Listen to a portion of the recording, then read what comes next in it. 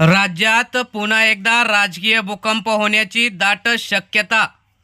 उद्धव ठाकरे यांचं राजकारणात पुन्हा एकदा महत्त्व वाढतंय असंच दिसतं. महाविकास आघाडीचे नेते आणि भाजपामध्ये जो संघर्ष गेल्या काही दिवसांपासून चालू आहे, मात्र राज्यात महाविकास आघाडीला मिळालेला जनतेचा पाठिंबा, लोकसभेत भाजपा आणि शिंदे गट तसेच अजित पवार गट यांचा झालेला धुव्वा, त्यामुळे शिंदे गटाचे अनेक आमदार अस्वस्थ आहेत. पुन्हा एकदा उद्धव ठाकरेंच्या नेतृत्वाखाली विधानसभेला जाऊ अशी गळ त्यांनी त्यांच्या मुख्य नेत्यांना म्हणजे शिंदेंना घातल्याची महत्त्वाची माहिती आहे.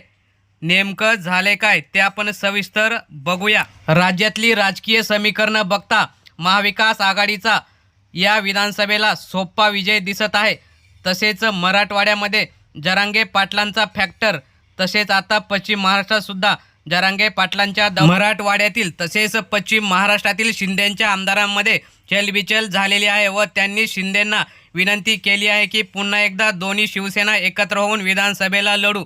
मात्र ठाकरेंनी या बातमीला दुजोरा दिला नाही, कारण ठाकरेंकडे हे परत आले तर ठाकरेंनी अगोदरच स्पष्ट सांगितलं आहे की आम्ही गद्दारांना घेणार नाही. त्यामुळे पुन्हा राजकारणात काय होतं का याकडे सर्वांचं लक्ष लागलेलं आहे. तर मित्रांनो, तुम्हाला काय वाटतं, यांना परत घ्यावं का?